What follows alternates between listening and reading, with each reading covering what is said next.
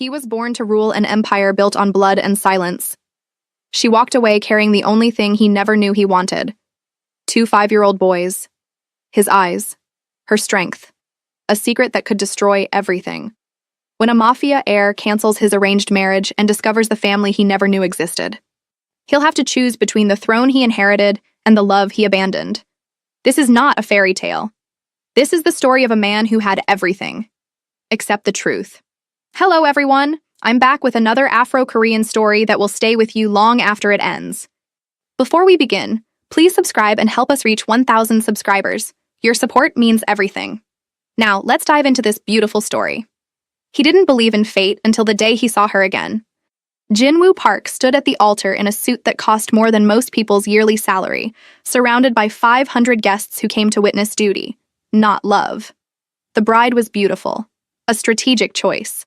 The merger his father orchestrated before dying would secure the Park family's dominance over the East Coast operations for another generation. But when the officiant asked if anyone objected, Jin-woo heard his own voice. "I do."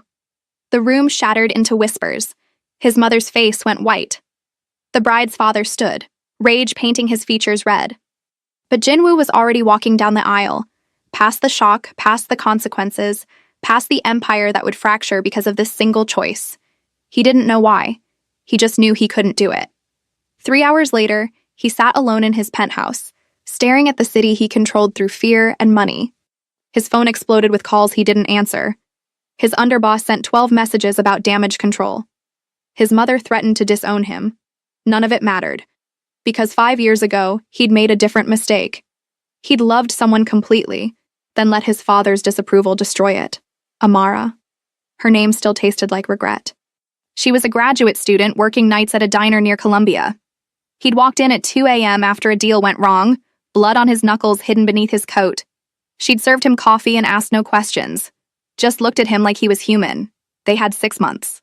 6 months where he pretended he wasn't who he was. 6 months where she made him believe he could be someone else. Then his father found out, threatened her family back in Nigeria. Jin-woo did what he thought was protection. He disappeared from her life without explanation, leaving only silence where love used to live.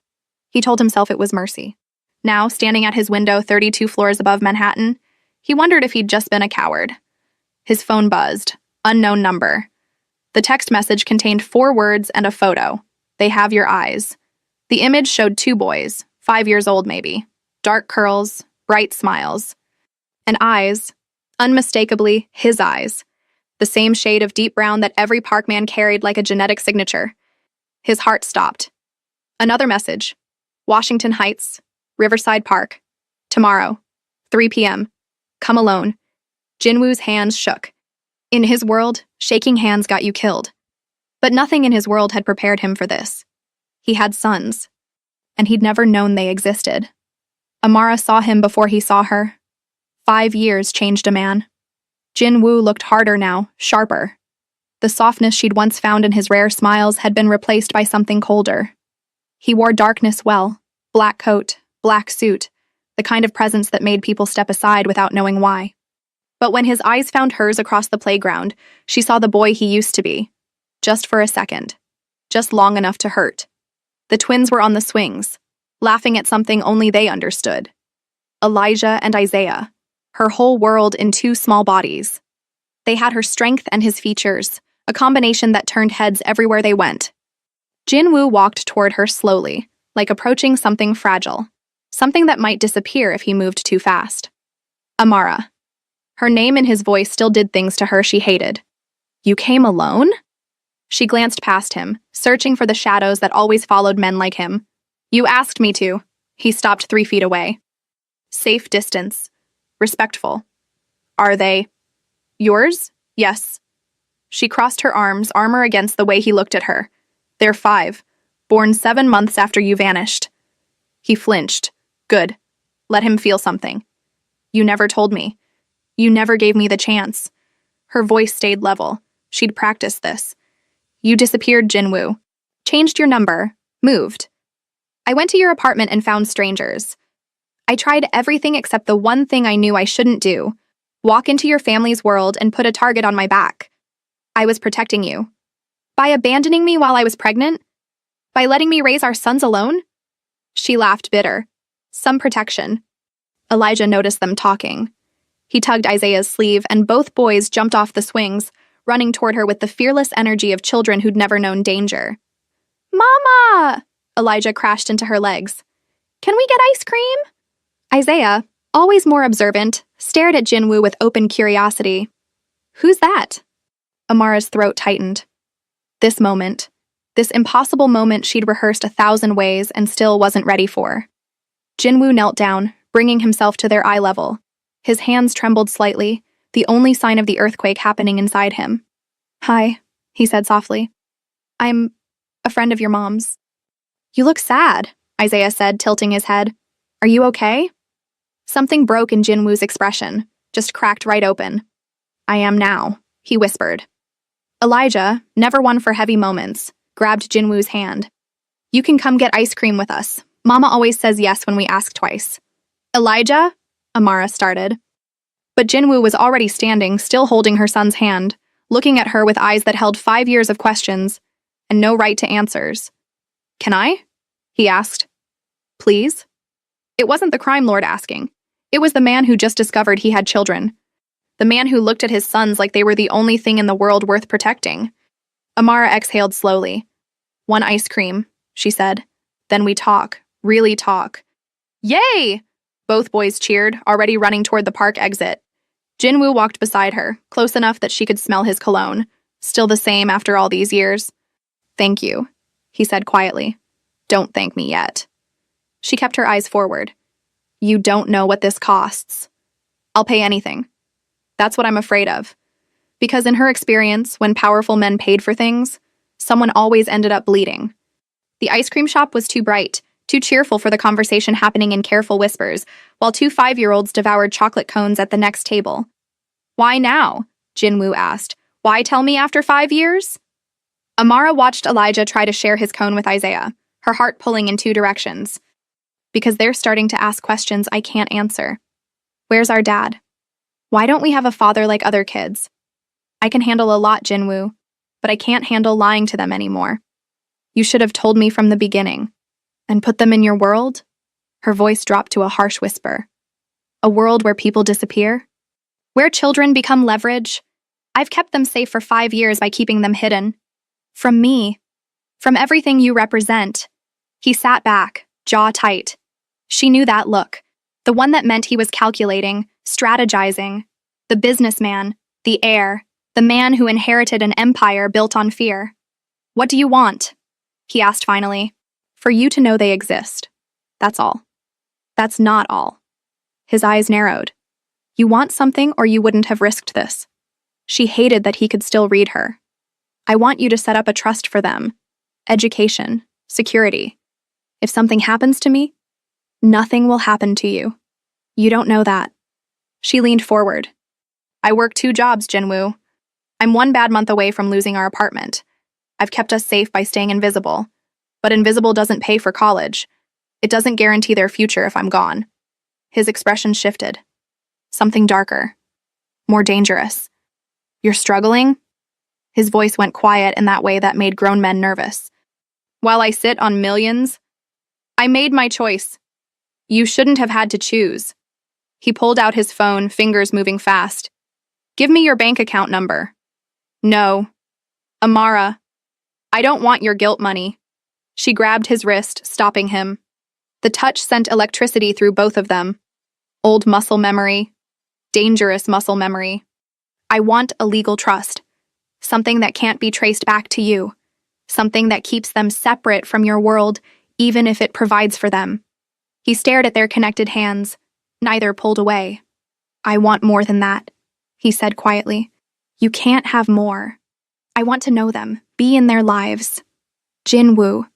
They're my sons. His voice cracked. I missed 5 years, first words, first steps, everything. Don't ask me to just be a bank account. Amara pulled her hand back. This was the part she'd feared, the part where his presence became permanent, dangerous. Your world killed your father, she said bluntly. It's killed how many others? You think I'll let my babies anywhere near that? I'll protect them. That's what you said about me. Then you vanished. Direct hit. He absorbed it without flinching. I was 27 and stupid. I thought disappearing would keep you safe from my father's reach. He leaned closer. I'm 32 now. I run everything. No one threatens what's mine. Not anymore. They're not yours to claim. They have my blood, my name. They have my last name, she corrected. Thompson, not Park, and it stays that way. Elijah appeared at her elbow, chocolate smeared across his face.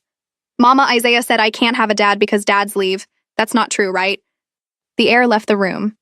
Amara looked at her son, then at Jinwoo, whose face had gone completely still. Baby.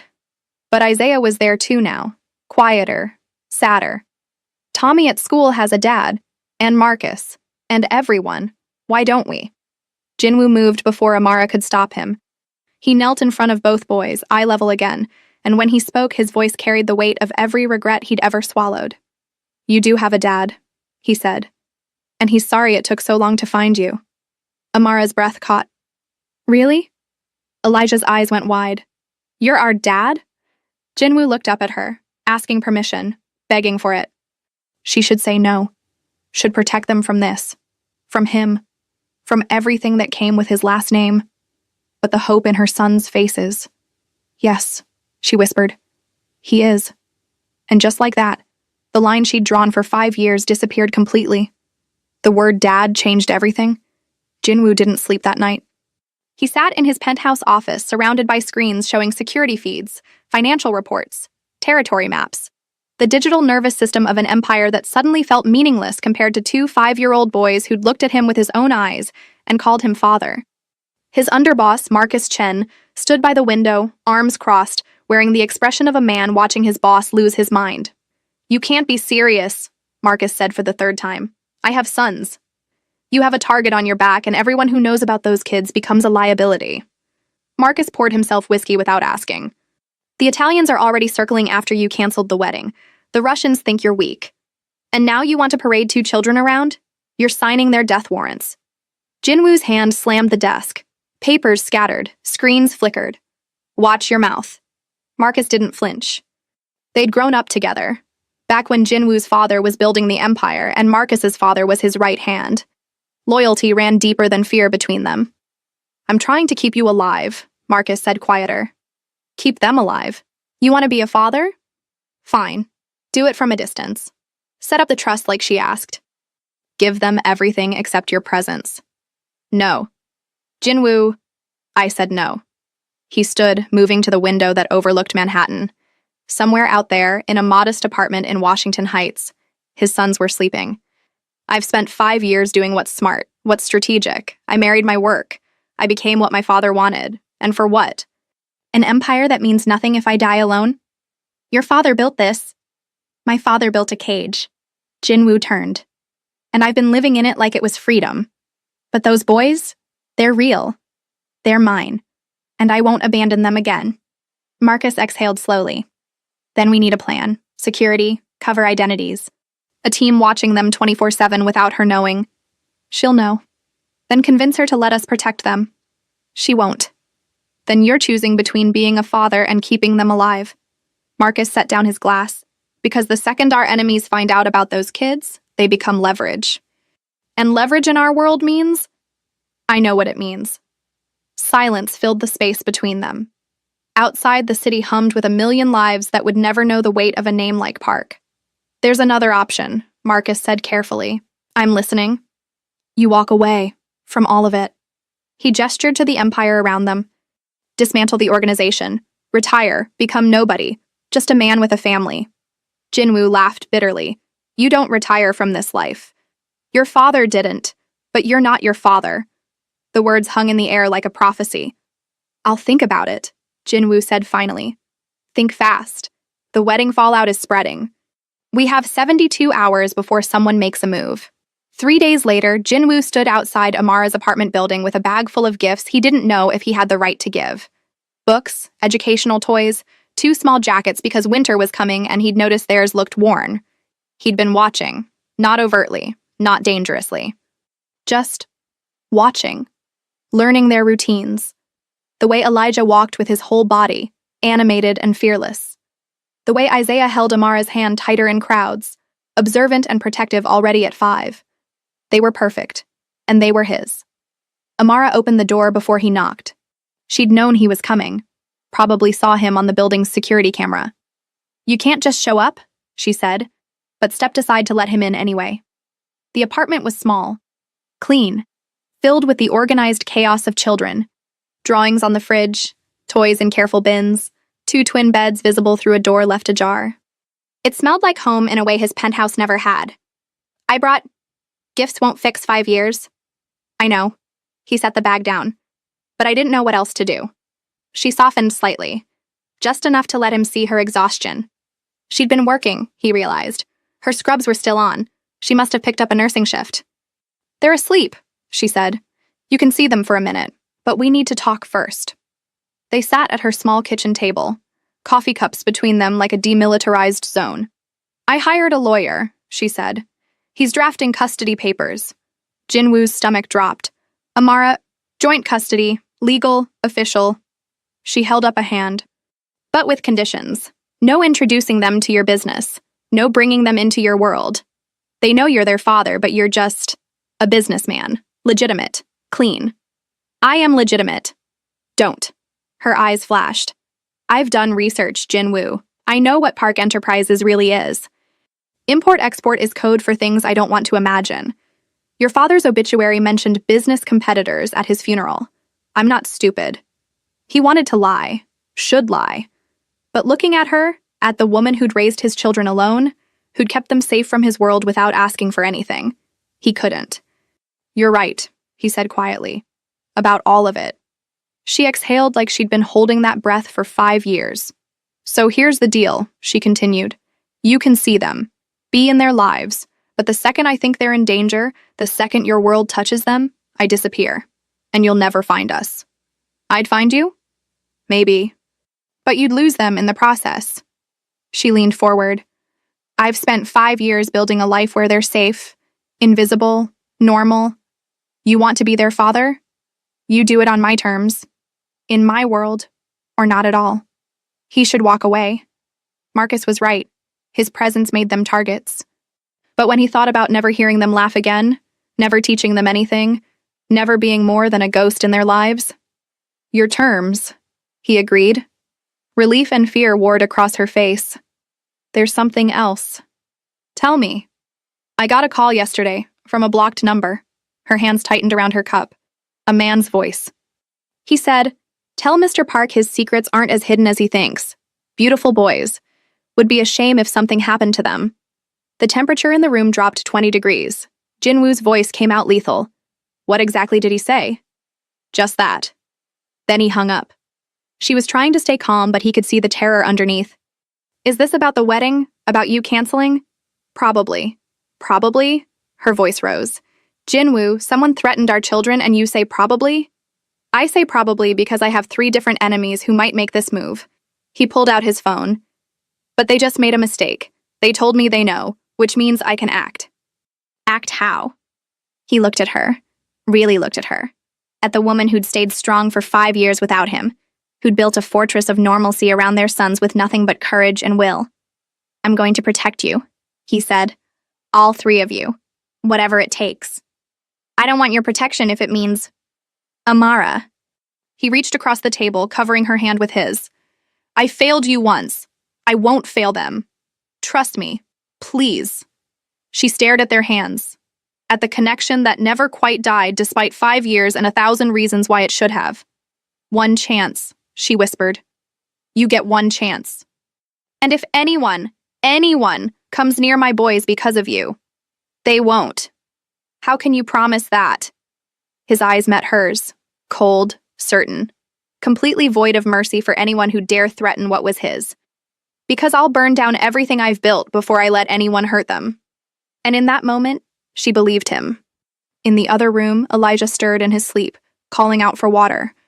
Amara started to stand, but Jinwoo was faster. "Can I?" he asked. She hesitated, then nodded. He walked into the boys' room, his first time seeing where they slept, where they dreamed, where they were safe. The walls had glow-in-the-dark stars, drawings they'd made, a bookshelf overflowing with stories. Elijah blinked up at him sleepily. Dad? The word nearly broke him. Yeah, buddy, I'm here. He poured water from the cup on the nightstand. Bad dream? Nuh-uh, good dream. We were flying. Elijah drank, then smiled. You were there too. Jinwoo's throat tightened. Yeah? Yeah, you had big wings. Like a superhero. His eyes drooped closed again.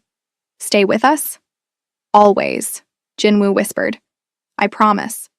He sat there for a long time, watching both boys sleep. Isaiah's hand had found Elijah's across the space between their beds. Even in sleep, they looked out for each other. When he finally returned to the kitchen, Amara was crying silently, shoulders shaking. Hey. He knelt beside her chair. What's wrong? Nothing. Everything. She wiped her face. They've never had that. Someone to get them water, someone to sit with them. It's always just been me. Not anymore. She looked at him with eyes that held 5 years of exhaustion and hope she was afraid to feel. Don't make promises you can't keep. I won't. And don't make me love you again. The words hung between them, honest, raw, dangerous. What if I never stopped loving you? He asked quietly. Then we're both in trouble. His phone buzzed. Marcus, emergency. Jinwoo stood reluctantly. I have to go, but I'm putting a security team on your building. Invisible. You won't see them. Jinwoo. Non-negotiable. Someone threatened them. That ends now. He moved to the door, then turned back. The trust will be ready tomorrow. 10 million to start. Education, security. Everything they need.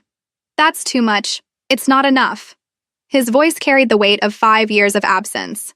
I missed their first words, their first steps, every birthday, every nightmare, every moment. Money's all I can give for those years, so I'm giving it. She didn't argue, just nodded. As he reached the door, her voice stopped him.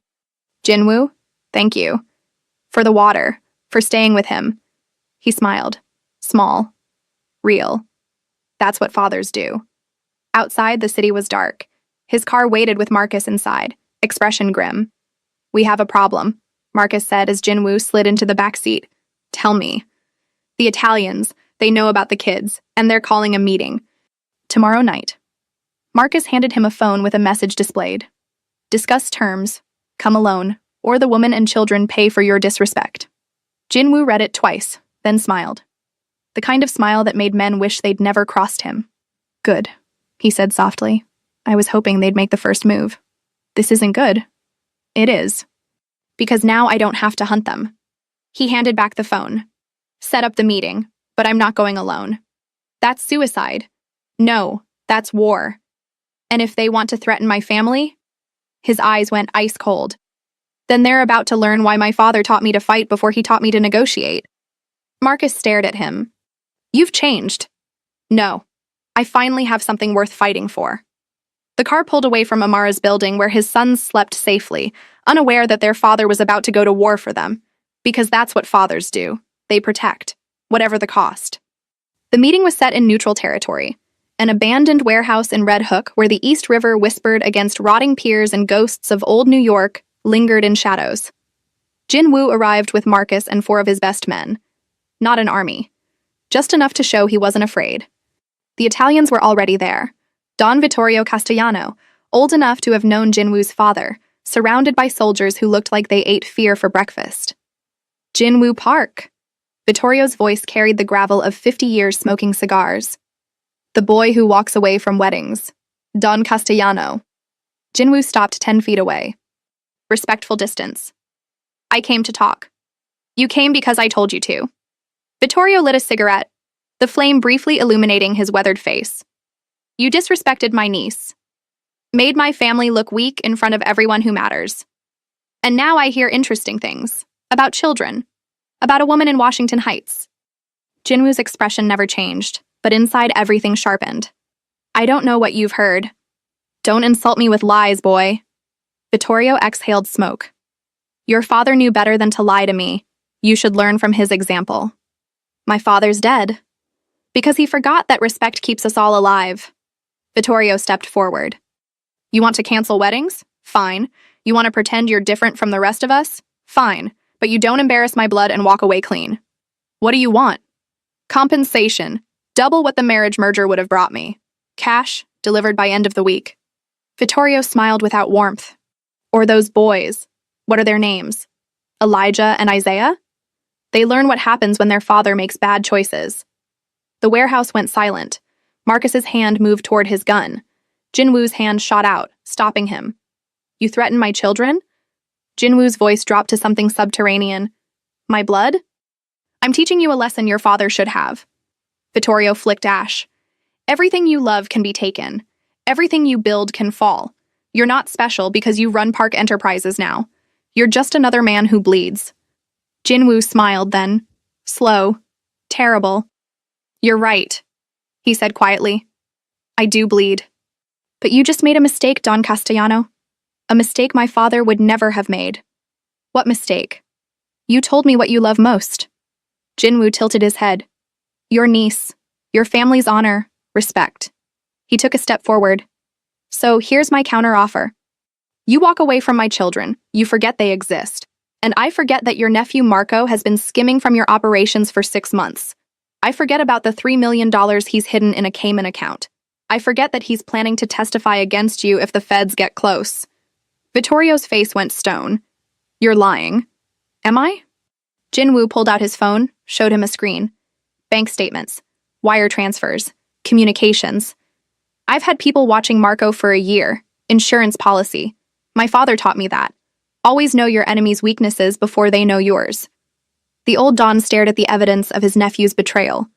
Something ancient and furious moved behind his eyes. If this is true, it's true. And you can have all the files, every transaction, every plan he's made to sell you out. Jinwoo's voice went soft, deadly. In exchange, you never speak my son's names again. You never look in their direction. You pretend they don't exist. Because if anything happens to them, I won't come for you with guns, Don Castellano. I'll come for you with truth. I'll give the feds everything I have on your organization. Every crime, every body, every dirty deal my father witnessed and documented. You'd destroy yourself? I'd burn it all down, Jinwoo interrupted. The whole empire, yours, mine, everyone's. Because my father built this life, but I never asked for it. And if I have to choose between the throne and my children? He smiled. There's no choice. Vittorio studied him for a long moment, reading him, measuring the truth in his words. You really would do it, the old Don said slowly. Throw away everything. Try me. Another long silence. The river moved. The city breathed. History waited. Your father was a businessman, Vittorio said finally. But you? You're something he never was. What's that? Dangerous, because you don't care about keeping what you have. He ground out his cigarette. Fine. Your children are off limits, but you owe me, boy. Someday I'll collect. If it doesn't involve them, we'll talk. Vittorio gestured to his men. They melted back toward their cars. Before leaving, the old Don turned. One more thing. The woman. Amara Thompson. She's tougher than she looks. Had my people follow her? She made them in 2 days. Even lost them once. Something like respect crossed his face. Your father chose power. You chose her. Hope she's worth it. Then he was gone. Marcus exhaled like he'd been holding his breath for the entire conversation. That was insane, he said. You just threatened a Don with exposure. If he calls your bluff, it's not a bluff. I have everything documented, scanned, stored in 3 separate locations with instructions to release if anything happens to me or my family. Jinwoo headed for his car. My father kept records of everything. He didn't trust anyone, not even his allies. And you're willing to use them? Bring down everyone? Jinwoo stopped, looked at his oldest friend. I walked away from a wedding that would have secured our power for a decade. I canceled alliances that took years to build. All because I realized something, Marcus. He smiled, but it wasn't happy. This empire? It's a cage that killed my father, killed his father. It'll kill me too if I let it. But those boys? They're freedom. They're a chance to be something other than what I inherited. So what do we do now? Now? I go tell their mother she was right about everything. Amara was waiting when he knocked. 3 a.m. She opened the door in pajamas, eyes alert despite the hour. What happened? She asked immediately. Can we talk? She let him in. They sat in the same spots as before, coffee brewing even though neither would probably drink it. I met with the people who threatened the boys, he said. Her face went pale. And? They won't touch them. I made sure of it. How? By threatening to burn down everything my father built. He said it simply, like discussing weather. I told them I'd destroy the entire organization before I'd let anyone hurt Elijah and Isaiah. She stared at him. You're serious. Completely. Jinwoo, that's suicide. That's fatherhood. He leaned forward. You were right. About my world being dangerous. About me being part of something that destroys everything it touches. But you were wrong about one thing. What? You thought I'd choose the Empire. His eyes held hers. I'm choosing them, every time, no matter what it costs. Tears welled in her eyes. She blinked them back, angry. Don't do this, she whispered. Do what? Make me believe you. Make me hope. Her voice cracked. I built walls, Jinwoo. Thick ones, for 5 years. And you're tearing them down, and I don't know if I can survive you leaving again. I'm not leaving. You say that now. Amara. He reached across the table, taking both her hands. I spent 5 years being what my father wanted, running his empire, making his choices, and I was empty, completely empty. Then I saw them, saw you, and suddenly everything made sense. This is what I'm supposed to protect. Not territory, not money, not power, just this. You three. We're not your redemption story. I know, but you're my second chance, and I won't waste it. She pulled her hands back, standing, pacing to the window. The city glittered below, millions of lights, millions of lives, none of them as complicated as this moment. I have conditions, she said finally. Name them. You want to be in their lives? Really be their father? Then you start therapy. You work on whatever trauma made you think disappearing was protection. You don't get to be broken around them. Done. You set up legitimate businesses, real ones, legal, so when they ask what you do, I'm not lying. I can do that. And you tell me the truth, always, about threats, about danger, about everything. No more protecting me by keeping me in the dark. Agreed. She turned to face him. And when, you realize this is too hard, that being a father to 2 boys you barely know is overwhelming, you don't just disappear. You tell me. We figure it out together, but you don't run. I won't run. Promise me, Jinwoo, on something that actually matters to you. He stood, crossing to her, close enough to see the flecks of gold in her brown eyes, close enough to remember exactly why he'd fallen in love with her 6 years ago. I promise on them, he said, on Elijah and Isaiah. I won't run. I won't disappear. I'll be the father they deserve, even if I have no idea how to do that. None of us do. We just figure it out. Then teach me. His voice went soft. Please. Teach me how to be what they need. She searched his face, looking for lies, for cracks, for the inevitable moment when this would all fall apart. But all she saw was a man who'd walked away from everything he'd ever known because 2 children existed that he'd never met. Okay, she whispered. But we go slow. They need stability, not a father who shows up 1 week and disappears the next. How slow?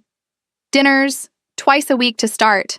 Here, you learn their routines, their favorites, how to braid hair. Braid hair? She almost smiled. Isaiah likes his braided sometimes. Elijah prefers it loose. You'll learn. I'll learn, he echoed. And no gifts. Not excessive ones. They need presents, not presents. Understood. And Jinwoo? She stepped closer. Dangerous proximity. Don't confuse co-parenting with us. With what we had. That's over. Is it? It has to be. Why? Because loving you almost destroyed me once. I won't survive it twice. He wanted to argue. Wanted to tell her that he'd spent 5 years half alive without her. That seeing her again had reminded him what breathing fully felt like. But she was right. This wasn't about them. Not yet. Maybe not ever. This was about 2 boys who deserved better than the broken pieces of their parents' past. Friends, then, he said. Parents. Partners in this. Friends. She offered her hand. He took it, shook formally, professionally, and tried to ignore how perfectly her hand still fit in his. I should go, he said. Let you sleep. Jinwoo? He turned at the door. Thank you, for protecting them, for meaning it. Always, he said. And walked out into the pre-dawn darkness, where where Marcus waited with the car and 1,000 questions. So? Marcus asked. So we're going legitimate. All of it. I want lawyers finding every legal loophole to clean up Park Enterprises within 6 months. That's impossible. Make it possible. Because I just promised that woman I'd be better. And I don't break promises. Not anymore. Marcus studied him. You're really doing this. Walking away from everything. No. Jinwoo smiled. I'm walking toward something better. There's a difference. The car pulled away from Washington Heights, heading back toward Manhattan. But for the first time in 5 years, Jinwoo wasn't running toward power. He was running toward home, even if he didn't fully know what that meant yet. 6 months changed everything. Jinwoo learned that Elijah hated vegetables unless you hid them in pasta sauce. That Isaiah had nightmares about monsters but only wanted his mom to comfort him, until the 4th month, when he finally whispered "Dad" in the dark and let Jinwoo sit on the edge of his bed until sleep came. He learned that being a father meant showing up even when exhausted. Even when his legitimate business transformation meant 18-hour days restructuring everything his father built. Even when every instinct screamed to handle problems alone, he had to text Amara first. Running late. Traffic. Be there in 20. Small things. Ordinary things. Things that meant everything. The first dinner, he'd arrived with flowers and uncertainty. Elijah talked nonstop about dinosaurs. Isaiah watched him carefully, still deciding if this man could be trusted. Amara cooked chicken and rice, and Jinwoo realized he'd eaten in 5-star restaurants around the world, but never tasted anything as perfect as a meal made in her small kitchen. By the 3rd month, Elijah held his hand without being asked. By the 5th, Isaiah smiled when he walked through the door. And somewhere in between, Jinwoo stopped being the heir to a criminal empire and started being just Dad. Marcus handled the business transition. Lawyers worked miracles. Park Enterprises became legitimate. Import-export, yes, but real goods, legal channels, nothing that required looking over shoulders. Jinwoo sold off the darker operations, paid out soldiers, dissolved alliances that depended on fear rather than respect. Some people warned him he was making himself vulnerable. Weak. He didn't care anymore. Because on a random Tuesday in his 6th month of fatherhood, Isaiah brought a drawing to dinner. 2 stick figures, one small, one tall, holding hands under a bright yellow sun. That's us, Isaiah said shyly. You and me. Jinwoo kept that drawing in his wallet. Right where his father used to keep cards from allies and enemies. Different priorities, different empire. The breakthrough came on a Saturday morning in October. Jinwoo had taken the boys to Central Park, Amara's idea, giving her a morning to herself.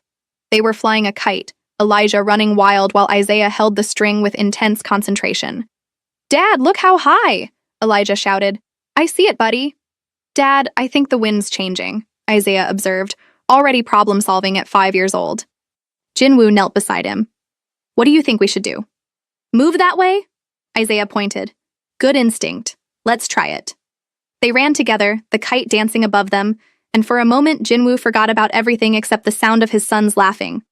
When they finally collapsed on the grass, exhausted and happy, Elijah sprawled across his chest. Dad? Yeah? Are you going to stay forever? The question stopped time. Jinwoo looked at both boys. Elijah's open hopefulness. Isaiah's careful guarding of his heart even as he leaned closer to hear the answer. Yes, Jinwoo said firmly. Forever. I promise. Even when we're bad? Especially then. Even when we're old, like 10? Jinwoo laughed.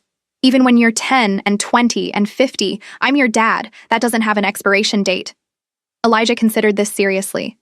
Mama said you left once. Jinwoo's chest tightened. I did. Before you were born. And it was the biggest mistake of my life. But you came back. I did. Isaiah spoke quietly. Will you leave Mama again? The real question. The one that mattered most. I love your mom, Jinwoo said carefully. I always have. But right now we're focusing on being your parents. Being friends. That's enough. But do you want to be more? Isaiah asked, too perceptive for 5. Yes, Jinwoo admitted. But only if she wants that too. And only when everyone's ready. Elijah sat up suddenly. I'm ready. I want you to live with us. Me too, Isaiah added softer. Hey. Jinwoo pulled them both close. That's between me and your mom. But no matter what happens with us, I'm always your dad. Always here. That part doesn't change. Understand? They nodded, though Elijah looked disappointed. Can we get ice cream? He asked, switching topics with the lightning speed of 5-year-olds. Nice try. Your mom said only healthy snacks. But you're the dad. You can say yes. Jinwoo grinned. Your mom is scarier than me. Ice cream's a no. Is not. Is too. I've seen her angry. Terrifying. Both boys giggled, and the serious moment passed into silliness.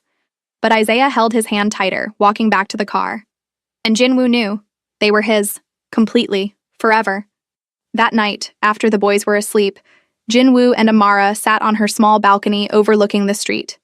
6 months of twice-weekly dinners had built a rhythm between them. Comfortable, careful, charged with everything they weren't saying. They asked me today if I was staying forever, he said. She wrapped her hands around her tea mug. What did you say? Yes. Good answer. They also asked if I'd leave you again. Her breath caught. And? I told them the truth. That I love you, that I always have. But that what happens between us is separate from being their father. Jinwoo, let me finish. He turned to face her. 6 months ago, I walked away from everything I knew because 2 kids existed. But somewhere along the way, this stopped being about obligation, about making up for lost time. His voice dropped. I love them, Amara, completely. They're the best thing I've ever been part of creating. I know, I see it. But I also realized something else. He shifted closer. For 5 years, I told myself I let you go to protect you. But the truth? I was protecting myself. From having to choose between my father's approval and my own happiness. I took the coward's way out. You were young. I was old enough to fight for us, and I didn't. But I'm not that man anymore. His hand covered hers. The Empire's legitimate now. The threats are gone. I've built something clean, boring even. Import-export, tech investments, real estate, nothing that requires hiding. That's good. It's not enough. He squeezed her hand gently. Amara, I want more than twice-weekly dinners. I want mornings. I want bedtimes. I want the ordinary, boring, beautiful life you've built. With you. With them. If you'll let me. She pulled her hand back, standing, moving to the balcony rail. The city lights blurred through sudden tears. You broke me, she whispered. When you left, I was pregnant and alone and terrified, and you just vanished. Like I meant nothing. I know, and I'm sorry. Sorry doesn't fix 5 years, Jinwoo. You're right. It doesn't. He stood beside her, not touching, just present. But maybe the next 5 years could, and the 5 after that, and every year until we're old and gray and the boys are bringing our grandchildren to visit. She laughed through tears. You're assuming a lot. I'm hoping a lot. He smiled. You taught me that, hope. The boys taught me joy. And together you've all taught me that the empire I thought I needed, it was never real. This is real. You 3. This life. And I want it. All of it. The chaos. The normalcy. The ordinary magic of being a family. What if I can't trust you again? Then we build trust. Slowly. One day at a time. He finally touched her. Just his hand on her shoulder. I'm not going anywhere, Amara. Whether you give me another chance or not, I'm here. For them, for you, for as long as it takes. She turned, looking up at him, searching for the cracks. The inevitable moment of failure. But she only saw the man who'd learned to braid hair, who kept drawings in his wallet, who'd chosen them over everything. One condition, she said. Anything. You propose properly, with a ring, and romance, and you ask the boys first if it's okay. She smiled through tears. Because this family makes decisions together now. His heart stopped. You're saying yes? I'm saying maybe, if you do it right. He pulled her close, and she let him. Let herself remember how perfectly she fit against his chest, how his heartbeat sounded like home. I'll do it right, he promised. I'll do everything right this time. You better. Because if you hurt them, hurt us, again. I won't. Never again. He kissed her forehead, soft, reverent. You're my empire now, all of you, and I protect what's mine. She looked up at him. We're not possessions. No, you're better. You're my choice. Every single day. I choose this. I choose you. I choose them. I choose the life we're building. And when he kissed her, really kissed her for the first time in 6 years, it tasted like second chances and new beginnings and everything worth fighting for. Inside, one of the boys stirred, called out for water. They broke apart, smiling. I'll go, Jinwoo said. We'll both go, Amara corrected. And they did. Together. Like they'd do everything from now on. Because Jinwoo Park had inherited an empire built on fear and blood and power. But he'd built a better one. One made of love and laughter and ordinary moments. One where the only legacy that mattered was the family he'd fight the world to keep. And in the end, that was the only empire worth having.